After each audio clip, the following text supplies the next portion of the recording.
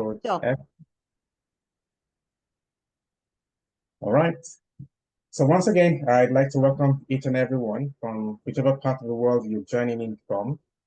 Today, we'll be continuing on day 2 for this webinar themed Stepping into Bliss in 2025. And I'll get my screen started. I'll share my screen in a moment. I know yesterday, Coach Esther started us really well on the concept of understanding humanity.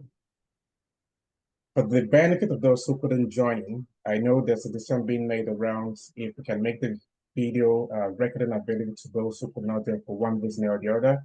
We should get a decision on that before the end of the session tomorrow. But a quick recap for the benefit of those who could not join in yesterday. The focus and the objective for the discussion yesterday was largely driven to help individuals. And when we say individuals, yourself as a person, if we have intending couples on the call, those who are looking forward to getting married, and even for the married couples to better understand themselves and appreciate the dignity of persons, of individuals. Now, the whole conversation also was meant to help us respect one another so we can see ourselves irrespective of our gender, whether you're male or female. We all represent the image of our Creator, and that's our God. Now, I speak in that respect because I'm a Christian and I believe in God. And I know for many other religions as well, we all have our beliefs.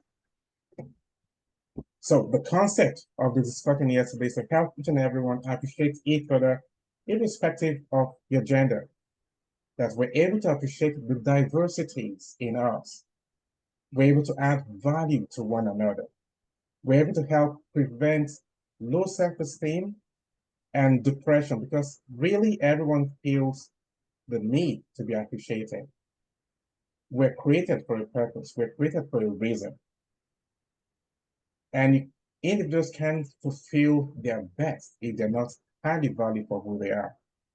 So those were the brief recap of the charts that we had yesterday, courtesy of Coach Esther. So today, we'll continue digging deeper into helping to better appreciate who we are and how culture may have, in some form, redefined our person and how we can reclaim that definition by redefining what culture is to us. So the focus today is to assist you as a person, assist you as an intending couple, assist you as married individuals to create the culture that will promote your overall well-being. It's crucial that you stay with me on this journey because this is going to be mind-blowing and is going to be redefining some perspective that we have held on for so long that hasn't been helping us. So stay glued with me. On the screen, you'll probably see an image that pops up. And when you see this, what comes to mind? It begs to answer the question, what exactly is culture? And I'll introduce this by telling a story that some of us may have heard. But how has that story impacted you or made a meaning to you? And I'll use a name for this individual. I'll call her Melinda. For short, Mel. So Mel is a young lady who saw her mom bake, fish or try to barbecue fish or roast fish in the oven. And every time the mother would do this, Mel would notice that her mom would chop off the head and the tail of the fish. So the particular day, Mel was curious and was wondering and asked, Mama, why do you always have to chop off the head and the tail of the fish every time you want to put that in the oven? And the mom gladly responded, well, that's the way my mom has always done it. And Mel wasn't satisfied, so she said, okay, I know we're visiting grandma tomorrow, So I guess I'm going to ask her the same question. So my mom said, feel free, go ahead and ask. So they got to grandma's place the next day, and curious Mel asked grandma, I said, Grandma, my mom told me that you always have to cut off the head of the fish and the tail whenever you're placing your fish in the oven. Why did you do that? Or why do you always have to do that? Guess what grandma's response was? Grandma's response was, well, my mother was doing that all the while, so I simply learned it from her. The fortunate thing was that at least they still had great grandmother who was still alive. So what did they do? They all took themselves and went to visit the great grandmother. Thank goodness she was still alive. So they went and asked great grandmother, this is something Mel is curious to know. I learned this from you. Do you want to share with her why you have always done this? And you'd be surprised what she had to say. She said, well, with, beaming smiles on her face, that, well, your great grandfather usually liked fishing from a particular stream, and the fishes we had in that stream were very large. So, and I had a very small baking pan for my oven. So whenever he brought the fish, I thought it was too big to fit into that pan. So the best way I could do was chop off the head, chop off the tail so it could fit into the pan before placing it inside the oven. We'll see how, and until, first, second, and third generation simply imbibe a process without even asking questions if Mel had not asked. So what does this bring to mind?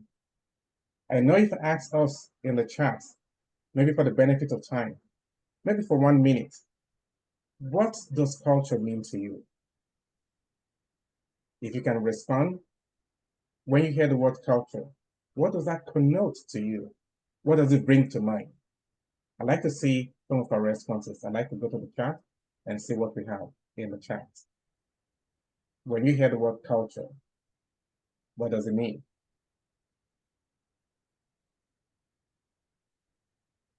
I'm waiting to see the responses.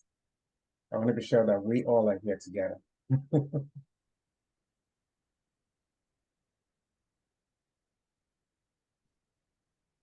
Okay, I see, yeah, someone saying culture is people's way of life. Fantastic. Any other thoughts, ideas? Anyone is willing to share? Culture is a way of life for certain people. All right. We won't dwell too much on that now. I'll say thank you to Martins and Efemena, those who responded in the chat. That is very correct. So we can say yes. So Kigenka said, is a social behavior of a particular set of people. All these definitions are absolutely correct. So we say yes, culture is defined as the way of life of the people at every point in time. And we know, and I'd like to share this as well, that this could cut across different elements. And when I speak of elements, it cuts across our beliefs, our values, our customs, the tradition, the language we speak. Our expression in the form of arts and culture, I mean, the expression of music rather, or literature, or visual arts, the social norms and practices. But I'd like you to take this with you. You must note as well that culture is dynamic and is constantly evolving. The evolution of culture also can be influenced by maybe internal changes within an individual.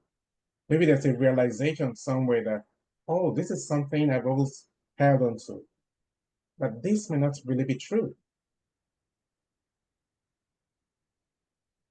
So culture is dynamic and is constantly evolving. And it could also be by virtue of interaction with other cultures. So we see clearly that culture provides a framework for us to understand our world, and it shapes us as individuals. and our collective experiences. But let's not mix this up, or mix this up rather. I'm not here today to teach us about culture, but we are focused on how can we step into Bliss in 2025. I'll state this. Many of the issues that couples have in their homes, in marriages, are traceable to misalignment in beliefs. And when I say misalignment in beliefs, it boils down also to the cultural beliefs, the things that people hold there to heart. Imagine the scenario where two individuals, like Coach Esther shared yesterday, marriage is the coming together of two individuals from two separate nations to create a new nation. So when they come from different cultural backgrounds, belief system they've held so dearly, and they're forming a new nation, how does those cultural perspective, how does it shape their world? How does it shape the new nation that they're both co-creating? So it's important that we take note as well that yes, the culture of the past may be good for the past based on their reality, but that same culture may not be empowering for the future. And one of the greatest challenge of culture is seeking to hold on to those culture, even when experience and current reality consistently shows that it has outlived its usefulness. We have people who, for example, will say, yes, this is the way my parents used to do it, or this is the way my people were known to exercising or walking through this process. But is that process still serving you in this day?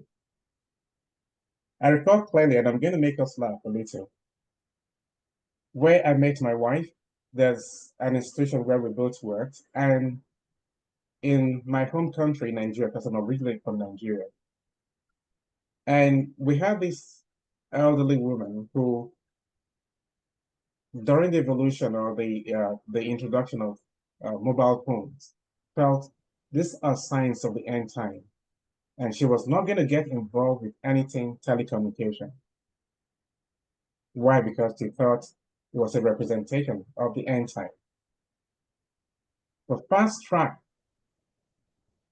15 years forward, is that person using cell phone today? That person is using the cell phone today. So imagine what that person held so dearly to heart that, look, this belief that this technology is meant to take us all into doom. If that person held into that belief, would that belief still serve the person in this current age? Will that person yet be able to add value to anyone? Will that person even be able to communicate with other people? Will that person be able to bless his or her community? So we see how our belief change over time. And that's what we're trying to help us come to. Now, I'll sound a disclaimer. I'm not saying this session today will solve all your problems, if there was one. And I'm not saying this is a panacea, but we're simply introducing you to solutions that we have found has helped individuals and families to be able to transition from whatever state they were in into a state of bliss. Just 1 second, I'm going to mute myself.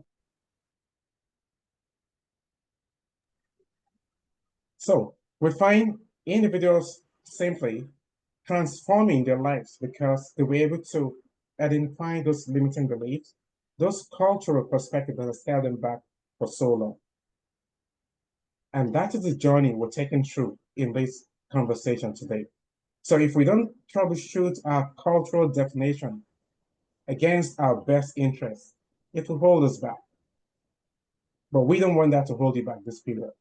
We want you to step into bliss in the coming year. So a good culture must never restrict your potential or the potential of any human being. Rather, your culture should promote the very best interest of all and create the right environment where the potential of everyone within your circle of influence finds full expression. That's what we're here to talk about. And I'll make us look at this puzzle briefly. So, looking at the screen, maybe for the man, and I'll share the color as well for the woman. If there is a gold mine in your wife that can only be realized if she doesn't have to cook and take care of children, will you take responsibility for those chores? Now, you don't need to give us the answer or the response in the chat, but that's something for you to ponder and think about. And for the woman, if there is an untapped gold mine in your husband today, or your husband to be, because again, I know we have intending couples on the call as well, or singles on the call, can you support that man who feels he doesn't have to work outside of the home and help him focus solely on nurturing his passion and personal growth? Would you be willing to take on the responsibility perhaps of being the primary earner and handle external pressures? These are things that we need to think about and ponder upon. So, I spoke extensively or touched highly on beliefs and culture. And bear with me, I may use belief and culture interchangeably, because this is a concept that we hold dearly to heart, either because we have imbibed them by virtue of our upbringing, or we even picked them up somewhere along the line. It could be from social media, because we see this happen a lot. You and I would have heard, or you must have heard at different times, some generalization about, oh, men are this, women are that. How did we arrive at those conclusions? How did we come to those realizations? And then we make a blanket statement about an entire group of people. So, you have a triangle before you. And we have seen from research, and I mentioned earlier, and I'm going to repeat it again, that many of the scenarios, the challenges that people have in their interpersonal relationship with their better halves, their spouses, are a byproduct of the belief system. They are traceable to the belief system. They're traceable to the culture that they hold dear to heart. And that's the reason we had shared the pre-test with us yesterday, and it was shared earlier today. And I'm going to ask as well if I know some persons joined, after it started, if that link can be shared again for individuals to please take 2-3 minutes to complete those assessments. The assessment is highly helpful because when you sit with any of us as family life practitioners or family life coaches, we're able to help decipher where it is you're largely or not in sync, maybe with your other half, in terms of belief. And this is where some folks will think, it's a spiritual problem. Now, don't get me wrong. I'm not saying there are no spiritual issues. And I know this is going to shake some tables with some people. But the bulk of what we term spiritual issues are largely misalignment in terms of our beliefs. They're largely misalignment in terms of our cultural perspective to certain things.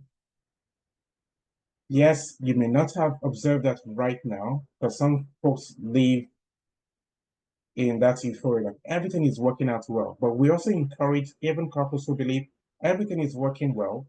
So from time to time, reevaluate their belief system.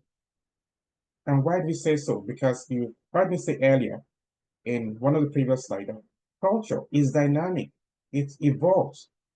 Maybe what you held so dearly to yesterday is not what you hold so dearly to anymore today. And I'll give one quick scenario.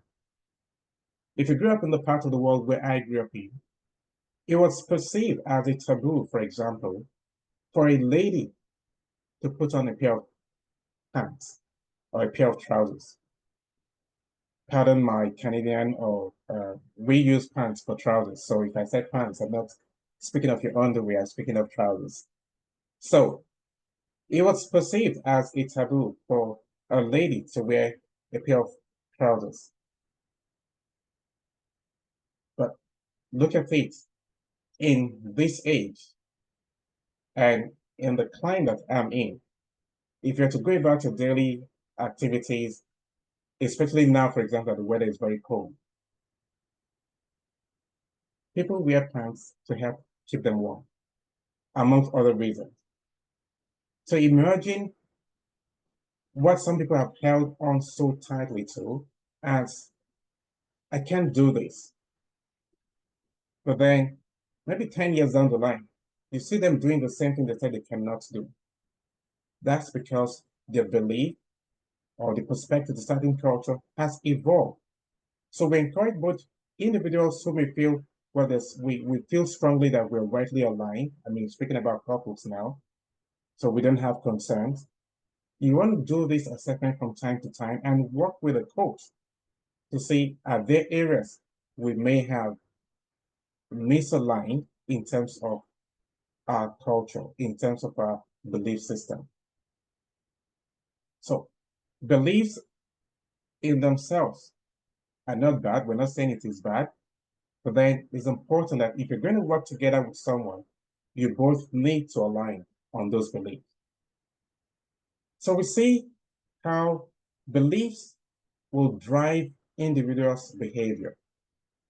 It is what you believe, what you hold them firmly to, that will propel how you either respond to a scenario or how you behave in certain circumstances. And that behavior will ultimately lead to an outcome or the result. The result or the outcome of your behavior will drive a reinforcement of your belief. And I'll share this by saying, if you have an individual, for example, say in a home, in a marriage, where one party thinks all through his or her lineage, no one has really succeeded in keeping a home for more than maybe 20, 25 years. That's a belief. That's something someone has taken up as a statement of fact. Interestingly, because the person holds such a belief, that person will begin to exhibit attitudes, behaviors that will collaborate with what he or she has believed. And those behaviors will produce an outcome that will create dissatisfaction in the relationship.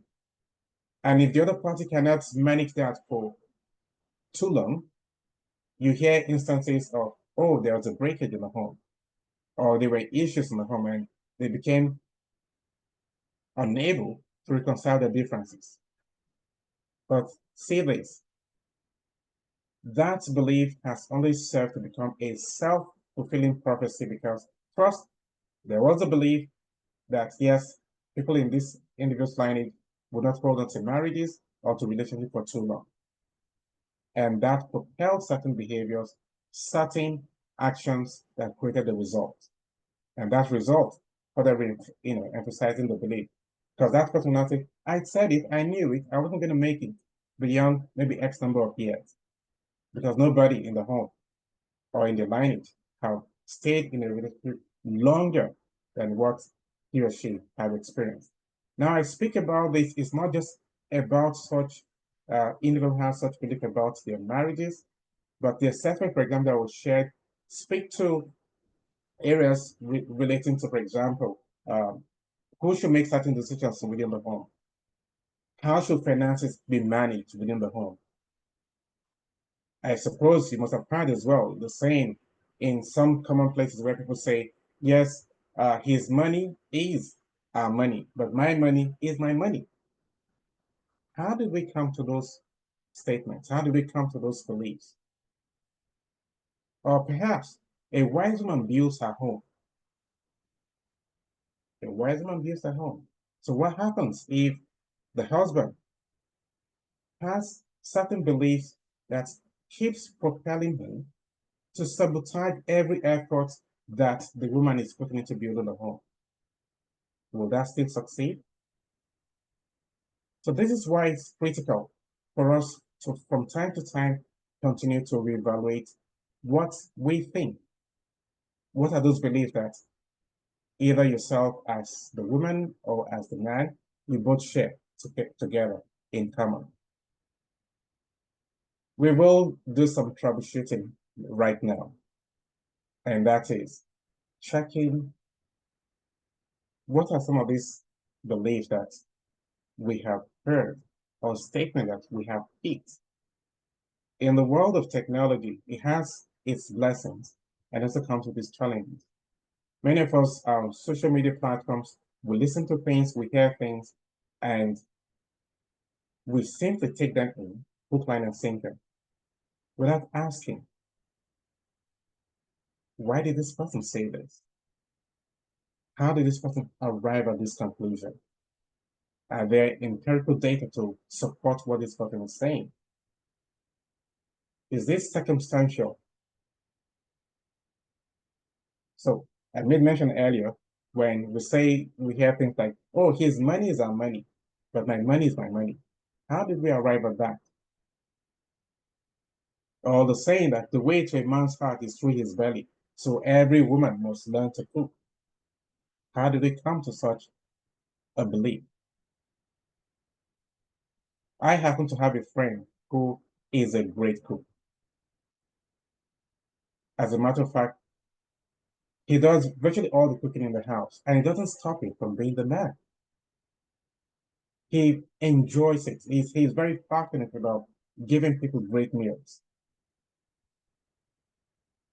But then if their children grows up and then they meet someone else who thinks that, oh, the way to a man's heart is through his belly, so every man must learn how to cook, you find there will be friction from the get-go in that relationship because someone has a belief system that completely contravenes what the other party grew up with. And if there's no conscious effort to harmonize what they both believe in, it is very easy for us to come to the conclusion that, oh, it's the work of the enemy. Oh, it's the devil. Oh, our differences are irreconcilable. It's not true. The point is, have you been able to walk through what you both believe? And sometimes we hold some beliefs in our head. We don't even discuss them. We don't talk about them. So we work under the assumption that this person knows what I believe in.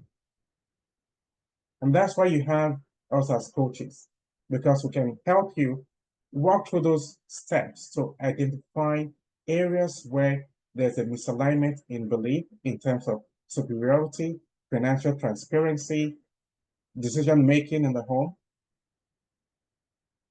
so that you both can work together in harmony and move into bliss in the coming year. I may not be able to run through for the want of time because I want to keep this as well to time. But there are a few things you also want to take a look at. There are a few perspectives in terms of the male, the female, the husband role that we're spoken about yesterday as well.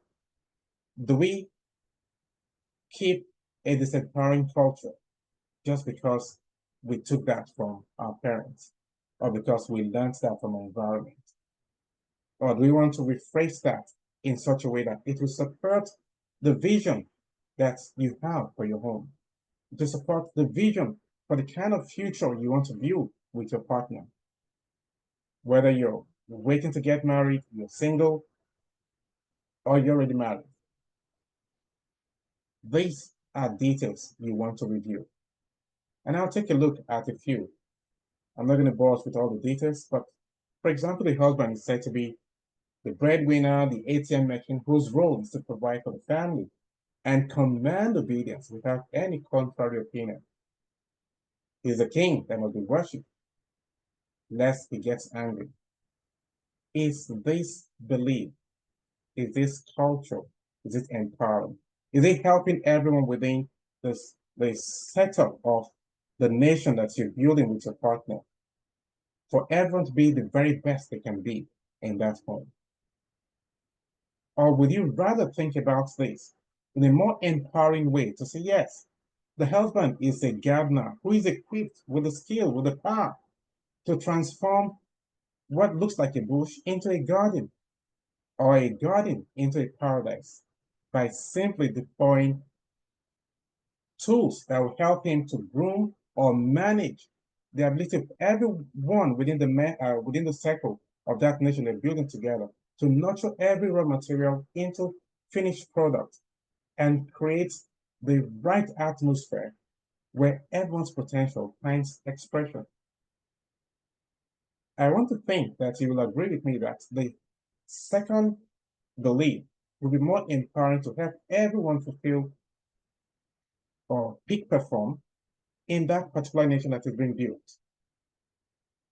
rather than holding on to the belief that, yes, he's a king, he's a lion of the tribe of Judah, who, whatever he says, everybody must just eat to it, even when he may not have the required expertise to make the decision in that space. Yesterday, for those who were here, Coach Esther shared something very, informative as well. That emerging as an educator, by virtue of training, the number of things that she's been able to learn over time that helps to impact on the children in the home. But what if the husband comes and says, well, because I'm the Lord of the house, whatever I say holds? And the decision from the man of the house might be counterproductive for the children. So these are reasons why we're walking through this journey on understanding what are those cultures that we hold dearly to heart. Do not forget, and I will emphasize this, both for the benefit of the singles, intending couples, and the married couples, that marriage is the coming together of a man and a woman from two different nations to create a new nation that will promote the best interest of all, and whose culture will give our world rest. Most of the issues we have in the world today, in the society today, is largely the product of what was produced from, let me use the word, that institution called marriage. So whether we have challenges globally, if we have war today, like we have in some parts of the world, is a byproduct of what has been produced from the home. And that's why we're very passionate about this. We want to help families align their beliefs. We want to help families align in their culture so that they are constantly supporting each other to peak perform and to be the very best that they can be. I'm going to take a pause briefly, and I'll check the chat if you have any questions so far before I move on to the next key topic that I want to talk about or share about today. No question yet. No question. Thank you. Well, I want to believe that what is being talked about makes sense to us, and I'm not just talking to myself. Yeah, yes, but we want this to be as interactive as possible. So feel free if you have something, a concept that jumps out at you and you're curious, you're wondering, why is this so? We want to help because we want to see you enjoy Bliss in the new year. It's that time of the year where everyone is making plans if you haven't made one already. Some folks are making resolutions, things they want to stick with in the new year as we move into the new year. But we don't just want you to make certain resolutions that You didn't have the tools that will help you or support you into seeing the manifestation of the kind of result you want to have. So I'll recap by saying, yes, culture again is dynamic. It's important that we evaluate this from time to time and see what are those beliefs, what are those cultural values we hold dearly that is possibly limiting us from having the very best we can have in our home. And for you, at this instant, you probably want to be asking yourself, what cultural beliefs will you change? What is it you have held on to in the past that you thought, this is great. And right now, you're wondering, maybe I need to change this. Some individuals, for example, I'll tell you, are very concerned. Maybe one party might be thinking, well, there's nothing wrong with uh, we having a common purse as couples. But some other party might think, no, you keep your own wallet, I keep my own wallet. This could be a byproduct of maybe the experiences one party has had. Maybe I'm going to just use, say, Mr. A, for example, before he got married, had a girlfriend whom, for him, he had been very open to, shared everything with her, was very transparent. And because he was very, very transparent, the other lady took advantage of his openness. And by virtue of that, upon getting married to Lady B, has made a decision that, well, I'm not going to be as open as I used to be because, as the saying, once bitten, twice shy.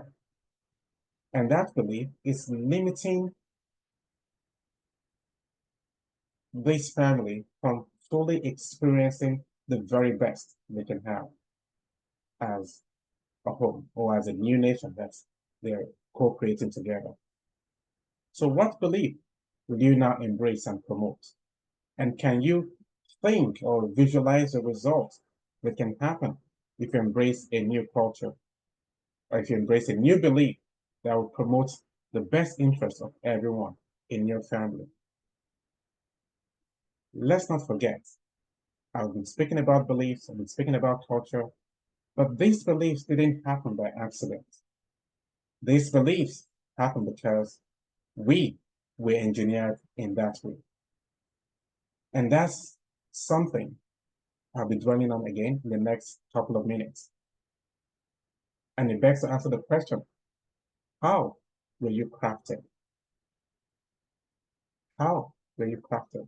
Coach Esther mentioned clearly yesterday that we are a product of our upbringing, our unique emotional experiences, and the environment in which we grew up in.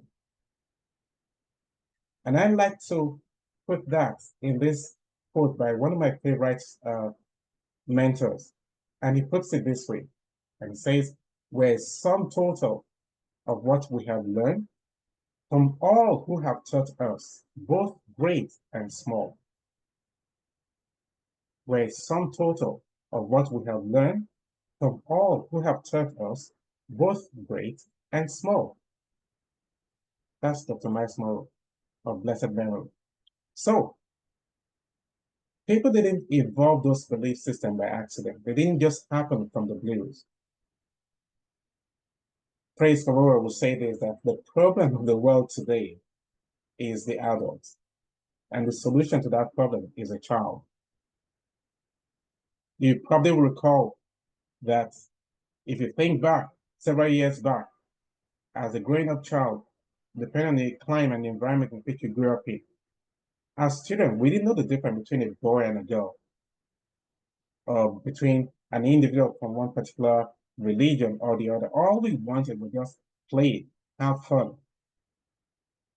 But then once we have the adults in our lives begin to instill certain things into us, we began to see the difference. Pretty much like you have a software being installed on a PC. And those softwares in the form of maybe values, memories, attitudes have been ingrained in us, and now they run our lives. If you have a software on your PC that is not performing optimally, what do? You uninstall it and install a fresh one. And that's what we're seeking to do with individuals, with families, that yes, what are those things that are not supporting you? I may have held on to those beliefs for a very long time, but if this belief is not supporting me, it's not supporting my family, I need to uninstall those beliefs. I need to uninstall those experiences and install fresh ones. If you ask some people, what exactly does happiness mean to them? As grown up children, we didn't care about anything. We just wanted to be happy, just play, have fun. But for some individuals, for a number of adults in this time and age, we're scarcely happy because you're not coming to life with in your true self. The same pretty much like we come to life with a facade. We're putting up a front. We're putting up a front for other people to make believe that everything is good. But deep within you, are you happy?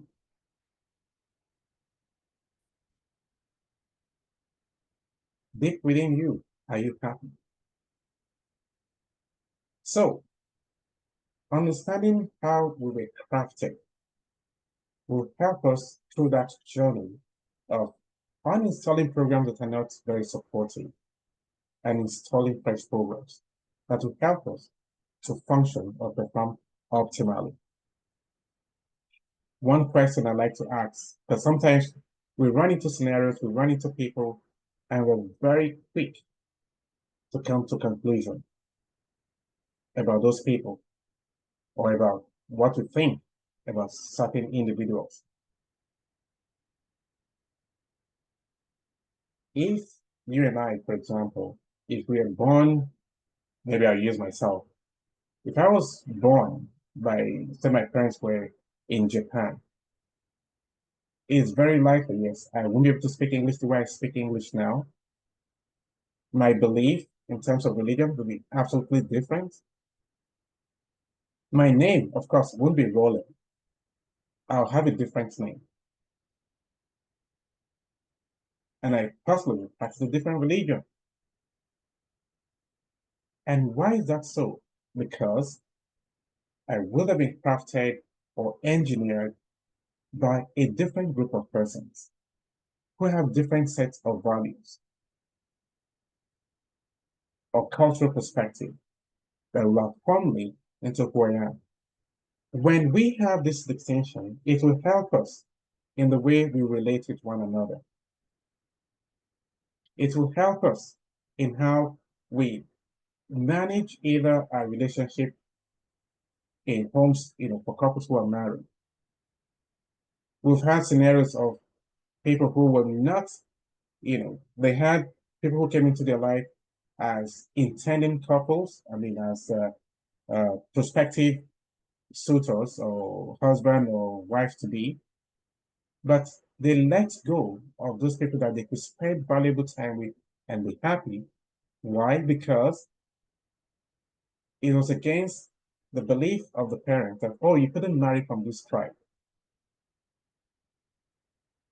Or because this lady or this young man is from this particular nation, so you can't marry from there. So people have given away their happiness because of certain beliefs, certain cultural, values that were held so tightly to, but were not in support of they coming to life to show forth their full manifestation. So as a child, we come into the world as a crystal clear water that flows from the divine, and when I say divine, from God, to nurture humanity. So whatever pollution that we must have suffered will have been from our handlers and not God.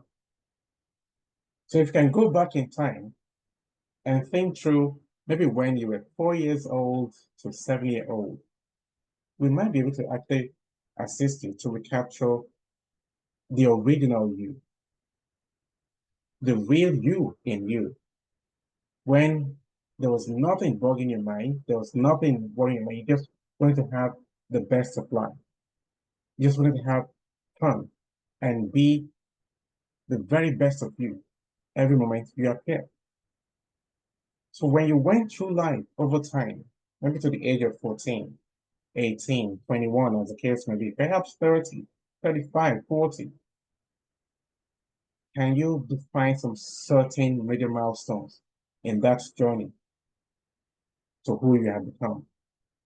And how happy are you today? Those are questions you probably want to answer within yourself.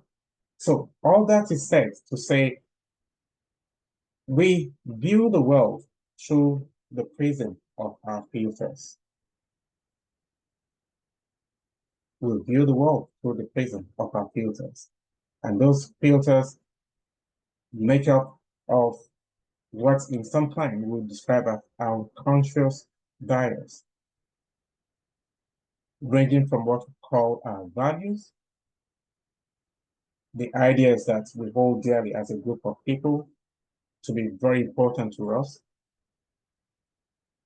And it could be as simple as being kind or being honest or helping others. And in some cases, even how those values were instilled in us. I have one of my mentors who shared this about him being an individual who speaks the truth, who cannot tell lie, was because he was raised by a priest. And the priest is such a meticulous person that if he kept a nickel and a dime on his table and walked away, maybe for 2 days, when he returned, if the money moved position, he can tell. And he'll come round and ask, who touched the money I kept here? And of course, that will mean some corporal punishment for some individuals in that home. So that's instilled in them that don't touch whatever that is not yours. Why? Because the father instilled in them that, look, your attempt to even touch it means you have an inclination to wanting to pick it. So that drove them to not touching anyone's thing or stealing anything from anybody, because from their childhood, they've been installed with the program that you don't touch what is not yours. And through that lens, he views the world. Our memories, what is it that we have suffered in the past? And how is that driving how we relate to the world, how we show up to the world today? I recall sharing, this unique experience of mine. I had an uncle while growing up. And as little kids those days, what happens is about this time of the year, and I'm sure perhaps it's common, just like we have, families exchanging gifts, sharing gifts at this time of the year. For kids, for us then, it was basically just talking to uncle, uncle, I would like to have a wristwatch, as my Christmas gift. Kids for who we are. And then this uncle would tell us that yes, by the special grace of God, you will get it on so day. So year one, uncle said by the special grace of God. Year two, uncle said by the special grace of God. So somehow, subconsciously, it got ingrained in me that once I hear anyone say by the special grace of God, I just think this person is not going to do it. Why? Because the memory of my uncle who has constantly used that phrase has abused that phrase with me. So even when some other persons are trying to make reference that yes, they can't do this by themselves, but they'll do it with the help of God. But with me, completely blanks out, saying, now this person is not sincere. So you imagine my wife telling me now, of course I've been healed from that anyway, But imagine me getting married to my wife and then my wife telling me, okay, by the special grace of God, I'm going to pick you up from the airport. What do you think will happen to me subconsciously? It will simply mean she's not coming. So those filters, our memories, even our attitude, which is a reflection of either our feeling or our opinion about some things, have formed who we are. They have driven us to becoming who we are. The languages, even the words that we use also impact us in no small ways. Why? Because language has been seen as the factor that helps people to take their minds to maybe places unexplored, either positively or negatively. And its interpretation also will determine our mood. So, in essence, whatever that has been said to us drives us. We know, for some of us in the part of the world where we grew up from, parents in those days, the way they tend to communicate, perhaps I use the phrase, to challenge the children is by using negative words. We have, parents saying, "Oh, you are so sluggish, you won't amount to much." So for the child, it might over time become, "Well, I never can do much because I've been told I won't amount to much." And this is what will carry on with such an individual in some cases, and it will be perceived as a generational curse. Why? Because that individual has been programmed with languages that are not supportive or helping the individual to become the very best they can become. Language, I like to dwell on this a little because language is very, very crucial. It's critical. The likes of Hitler used the power of speech in language to lead the entire world to war. Some other persons, like Nelson Mandela, used the same language to emancipate his people. Musicians today use language to drive even youngsters to the point of some committing suicide.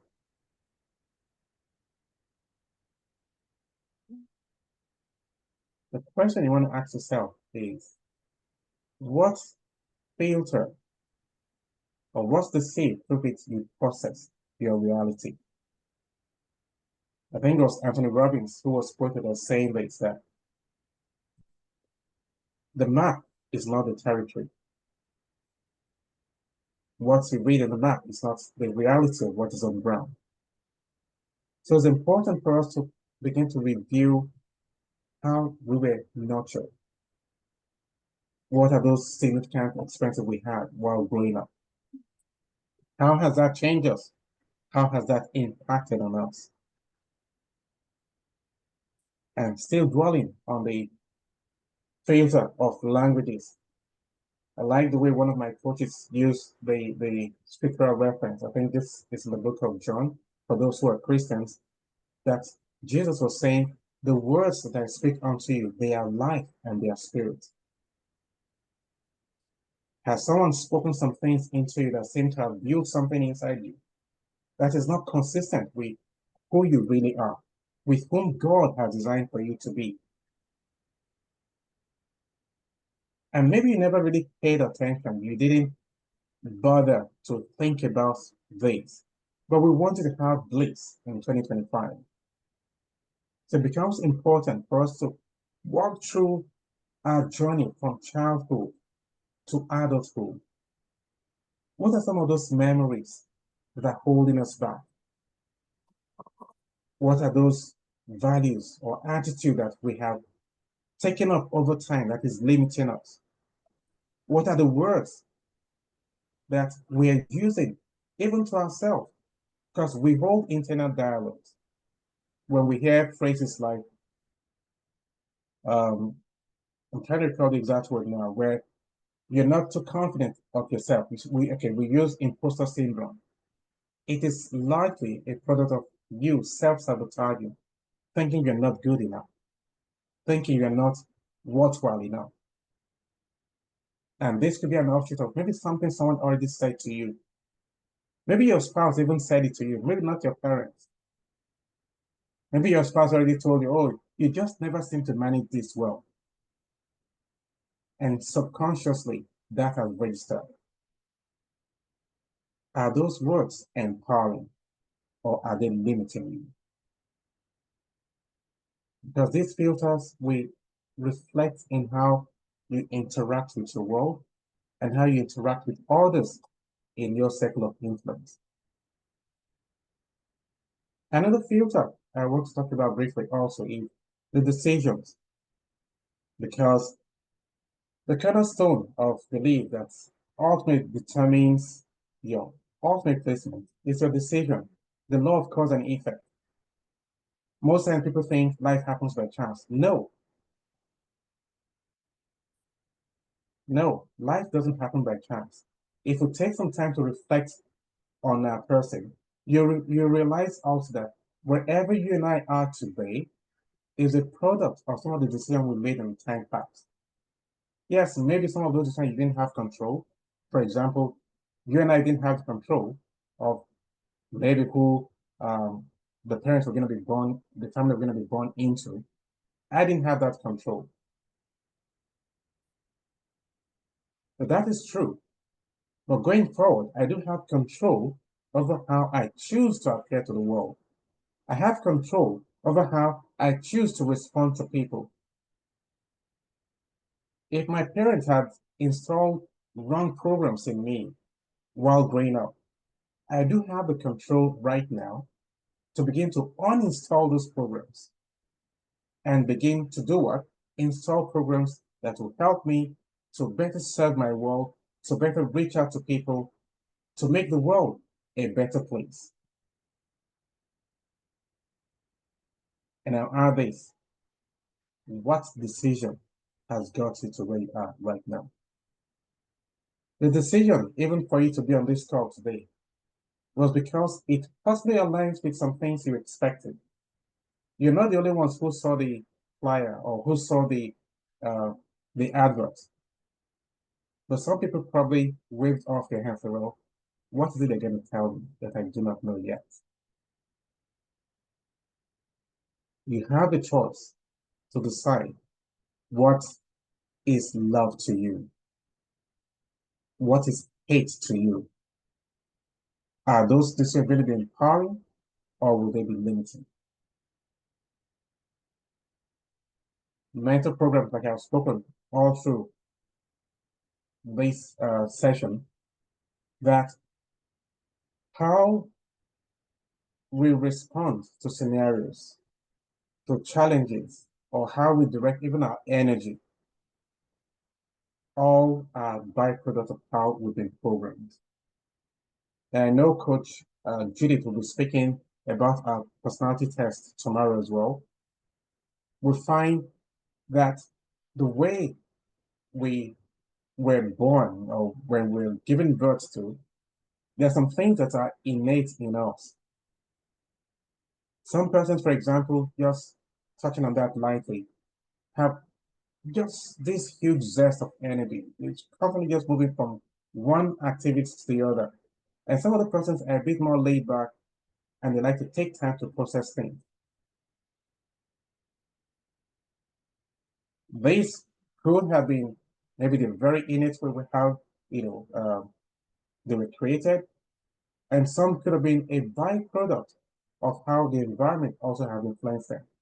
If you're in a home where you were known to be expressing yourself or to be a bit expressive and you're constantly being pushed down, it simply means over time you will turn into a recluse and you won't be talking anymore. And that will impact you. It will mean every time you show up to life, you're not coming to life in your real self. But with the help of our coaches, yes, we can walk you through maybe programs like quantum reality to help identify how did this come into being and how can we help you to always come to life excited, being the very best you can be, so you can have the best of life in the new year 2025. It could also mean you want to forgive yourself, because most times we are quick, we can maybe forgive others, but for errors that we have made, we hold it so tightly against ourselves. We're not supportive of ourselves. We're not even forgiving our own self. Is that supposed to mean we shouldn't make errors? We don't beat a child, for example, for falling and falling. If you've had a child, even if you haven't had a child, you probably would have seen maybe extended family members or a friend's child grow up or learn how to crawl. When the child first starts to crawl, what happens? The child starts to walk.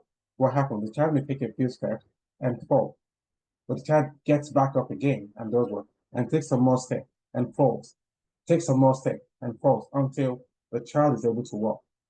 So yes, we're not saying you get all this resolved in one sweep, but when you work with a coach, yes, with the programs that we have, you can go through this process and have those strong programs uninstalled, and then you can begin to have your life peak perform for you, and people in your circle of influence also will see the difference that yes, there's something unique about this individual. There's something that has changed with this individual, and that's where we're driving to. So I've said all this largely to help you. I think I moved that too fast. Understand that what exactly do you recall about your upbringing? How has those changes impacted your life? And I'm probably going to give you some 2 minutes to think through this exercise. Can you write some positive things, information about yourself without quoting from the holy books? So if you're a Christian, without quoting from the Bible, or if you're a Muslim, without quoting from the Quran, can you take 2 minutes and write maybe up to 2 pages? Now, I'm not expecting to do that in 2 minutes anyway, but I'll give you some time. Maybe just dwell on that briefly. Can you attempt to praise yourself for a few minutes and just speak some good things about yourself? How amazing you are.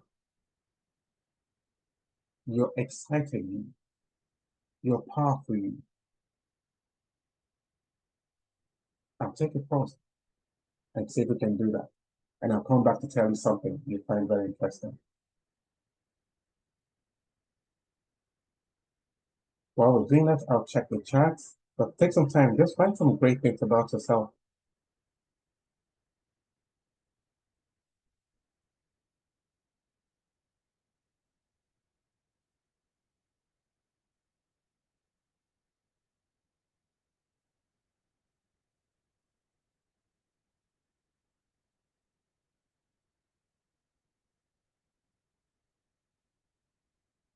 All right, I realize, yes, we're past the 1 hour mark, so I'm not going to give you the full 2 minutes now, but yes, you can meet with any of the coaches if you want to have that therapeutic session afterwards. I'm not saying it's today, but yes, you can always reach out to us and we'll work with you to ensure you can move from where you are right now into an empowering state. Why are we passionate about this? Because we do know that for most homes, for most marriages, there's no such like a bad marriage. We simply have disempowering individuals in a disempowering state. So we can help progress both parties from the disempowering state to an empowering state. You can begin to enjoy bliss in your relationships. Coming back to the activity that I had shared, we have seen over time that for most people, and when we say for most people, research has shown that for most people, we're not able to speak good things about ourselves for 2 minutes. And that's because over time, we have lots of wrong programs installed in us, and that has limited us. But we're here to support you. We're here to help you with your permission to see how we can progress you from wherever you are right now to a blissful state in the coming year. And with that, I will take a pause. I think with that, I'll say is a close to my presentation for today. When we meet, or when you meet with the other coaches, yes, we can walk you through the path of finding your path and as well embracing your real you. I want to say thank you so very much for listening to me, and I will end the slideshow so I can take questions right now.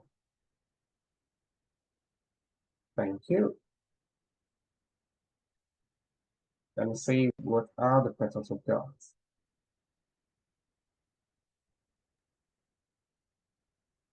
Any specific one you want me to attend to? Questions in the chat. Thank Okay. you so much, Coach Roland. That was awesome. So we have a couple of questions. I have two saved here. The first one is from Yinka, and it says, how can we shift the narrative when living within the rigid culture and belief system? How can we shift the narrative when living within a rigid culture and belief system? So you want to attend to that first before we go to the second one?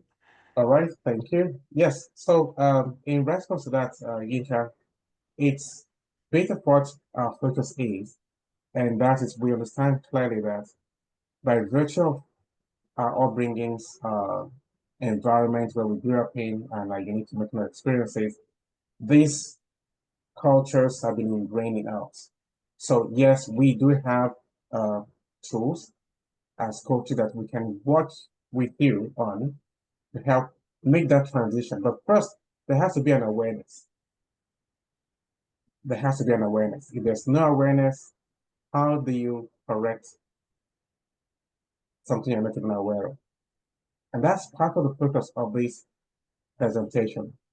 We want people to think through and see, are there things that I've been holding on to firmly that has limited me or limited us, maybe as couples, as a family? Ideas, idiosyncrasies that has kept us locked away, but within our head, we're thinking we're doing the right thing. And like I mentioned, in some scenarios, it could be divergent views by virtue of one party evolving over time. Maybe the husband has learned something new at the workplace, and that has shifted the universe narrative. It simply means with the setup in the home or in the family, we need to be able to help bring that awareness to your other half and then work you both to redefining what is it that will be the new belief system that you both will work with. We do not impose our beliefs on you. It is you both that will have to work through that journey. But we are there to support you through that journey. So that can be done, but start first with awareness. And the awareness also has to start with you completing the assessment, the pre-test that we shared. So if you haven't completed the pre-test, please go ahead and complete that. If you do want to follow up on this conversation after this call, yes, please go ahead and complete that, because that way we can tell how things have evolved for you and what are the areas that you probably want to see a change going forward. I hope that answered the question, Yinka. All right. Thank you so much, Coach Roland. Wow. So because of time, I'm just going to read the second question. Okay. The second question is from Adiola. He said, how does culture and belief address conflict resolution in marriage? And he said, if we want to make a reference, a scenario, maybe he can unmute himself and he can make clarity on that. You can unmute yourself and make the scenario you would like to make. Are you there?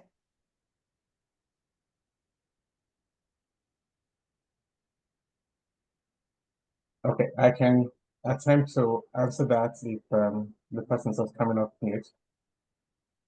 Okay, I'll just read through them. It said, I want to reference in the scenario where the couples aren't ready to agree with each other.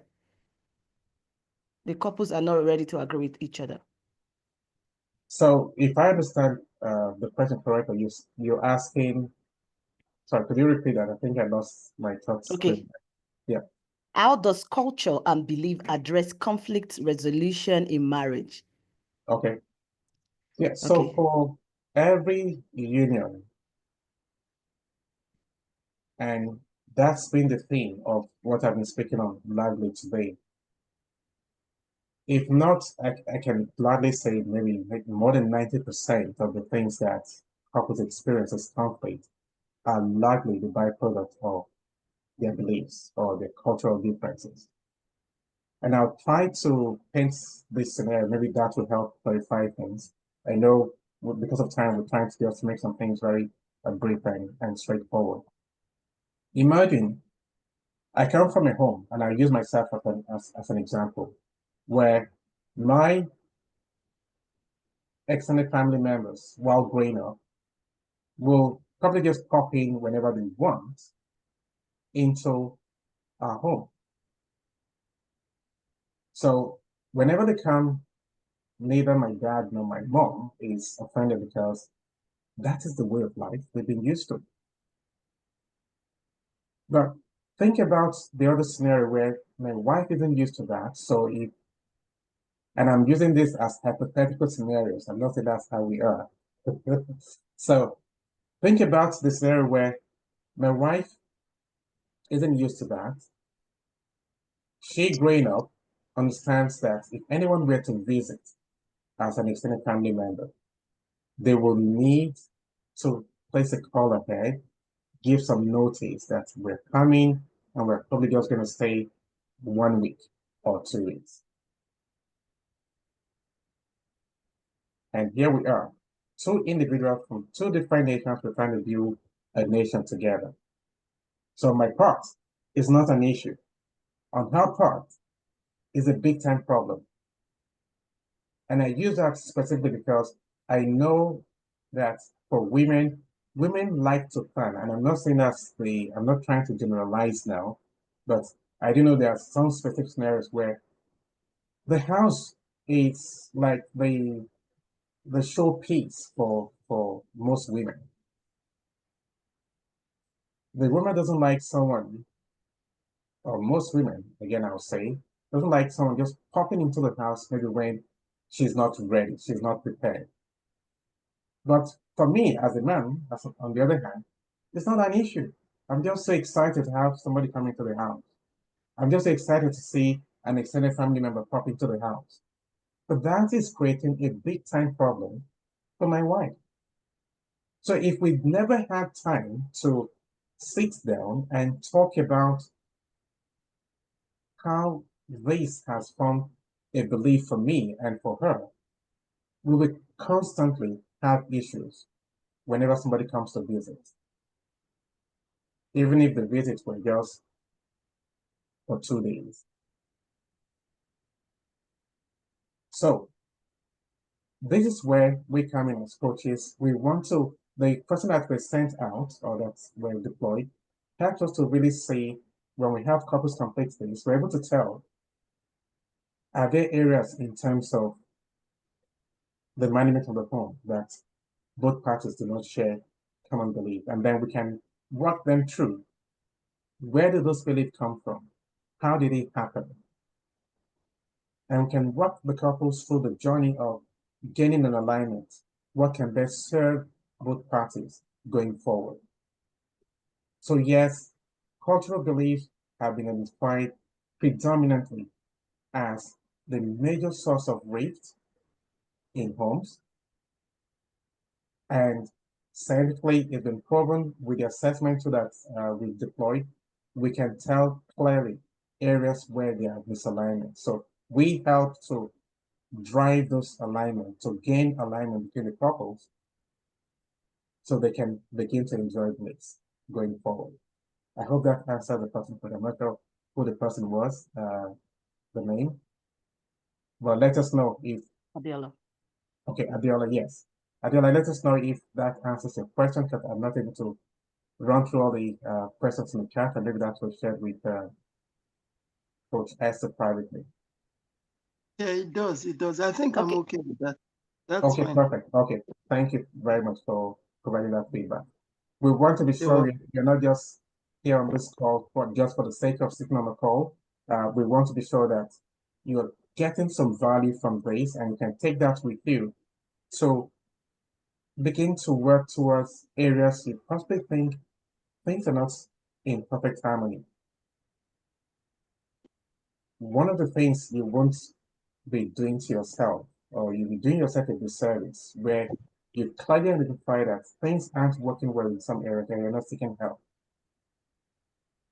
You don't want things to degenerate to the point where it gets to the situation where folks start speaking the language that our differences are irreconcilable. That's not what you want to be in, but you want you to be able to begin to identify those areas that you probably need to start talking about them and seek help with folks who have been trained and licensed to practice in this space to support you through that journey in enjoying greater bliss in your relationship. And if you're not married yet, this is a great time as well to begin to identify this person I intend to get married to.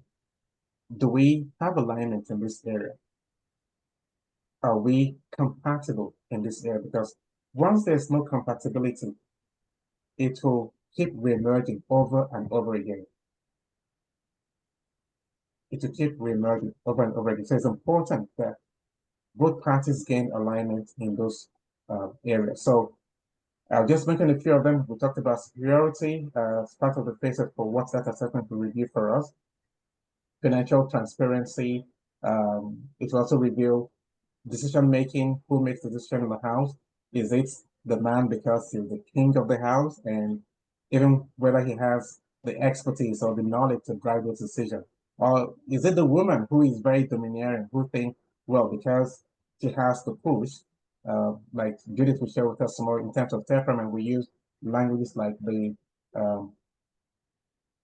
intimidating Homer to describe certain personalities. Some who just want to bulldoze their way through, never caring what happens to you. Is that how decisions are made in the home?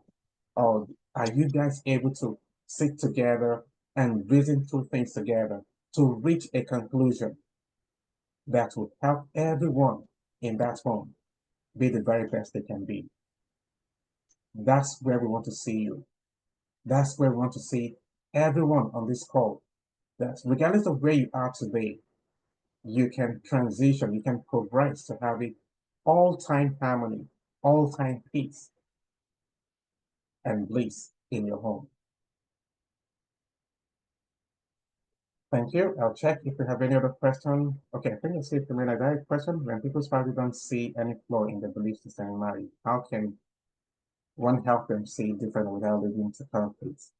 That is a very good question, Efemena. That's absolutely a very great question. So, and I'll answer that this way, that you probably recall I mentioned we don't impose our beliefs on people. We simply help to gain alignment between both parties. So your belief might be serving yourself and maybe your partner if you're married, but that may not serve another, family. So you don't want to impose your belief on someone else. So this is where we work through that same journey. And again, I mean, it sound like a broken record, repeating that over and again. But the focus is we first want to see where is it you don't have alignment, because you may never have known until you've taken the test. And it is when we see your responses to the test that we can make the decision, okay, and help you create an awareness. This is where Jones, and I hope there's somebody whose name is Jones on this call anyway. This is where Jones is not in alignment with you, Betty, because Jones has a different perspective or a different viewpoint. on this subject matter. But Betty, your viewpoint is different. So let's walk through this together. How can we bring you both to create harmony? How can we bring you both to align on what will serve the new nation that you both are co-creating? So yes, as a man, you can't impose your belief on individuals or couples who you think their values are not in sync with what you think is the right value to adopt. But yes, it is between a man and a woman. Yes, we can walk with you through that journey together. That's not something we're going to do on this call. So yes, you can reach out to Coach Esther, Coach Judith, or myself, and we can make some sessions to work through that journey together. Thank you so much, Coach Roland. That was amazing. You know, I was just here and just like, okay. All right. And I believe everyone seated here have gained one or two things. And I would just like to add a few things, and I'll just pick it up from what you said from the last question. And I think it's better said simply like, if it's not my marriage, if it is not your home, there is nothing to be fixed. Beyond, we cannot impose, just like Coach Roland said. Once we see that somebody needs help, how can I help them? And both of them are in agreement with what you see as a problem, there is no problem. I don't know if I'm making sense. The couple involved are in agreement with what you see as a problem. That means there is no problem. So we can help them. They are both in agreement, and that is what it's all about.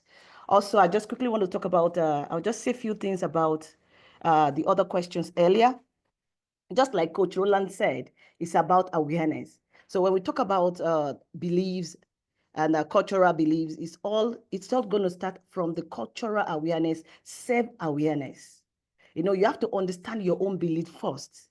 You have to acknowledge it's a very big step for anyone who wants to shift from the narrative of why living within the rigid culture.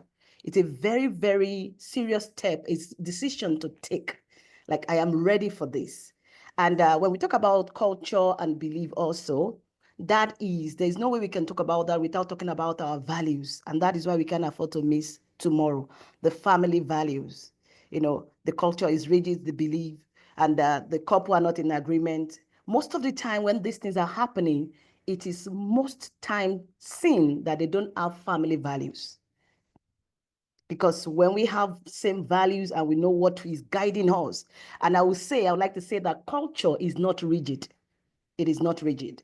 So when you come up with your family values, there are quite a lot of things that is going to fade out with time. It's going to fade away about what is bringing about the conflict. So don't miss tomorrow, because Coach Judith will be dealing with this tomorrow. She'll be talking about our personality, how we can understand ourselves better, and also a little bit about how to come about with our family values. And I believe everyone on this call is going on with one thing or the other. And I want to say thank you so much to Coach Roland for that amazing delivery. That was awesome. Coach Judith, you would like to say something before we go, or we just keep it for tomorrow? I'm all good. Thank you. Thank you. All right. Okay. Thank you so much, everyone. I believe we don't have more questions, but if you do, you can always reach out to Coach Roland is available. You can book session. You can book session with Coach Judith or myself, and we are going to help you out. There are quite a lot of things that we cannot do on this general call, that it must be on a personal level. However, we want to say thank you so much for coming today. It's day 2, and I want to believe it's really worth your time. And tomorrow is going to be the grand finale, that we're going to be talking about our personality type and also about our family values. So don't miss out. Let me just call some few names that I can see here. I can see Yinka, Kunle, thank you for joining. Chantel, good day. Adeyemi David. Temitope Quaker, thank you for joining. Jane, thank you for joining. Judith, Okoya Josephine, thank you for joining. Olabisi Ogunleye, I can see you there. Thank you for joining. Shine Dede, I see you there. Thank you for joining. Devs Martins. If I miss out your name or I murder your name, I don't mean to. Oladele, thank you for joining. Johnson, thank you for joining. Oge N. Elero, thank you for joining. Beloved, Thank you for joining. And if I don't call your name, thank you so much for joining. And we hope to see you tomorrow as we round up this session. And together we're going to step into Bliss in 2025. Thank you again for joining. God bless you. See you tomorrow and stay blessed. Bye for now.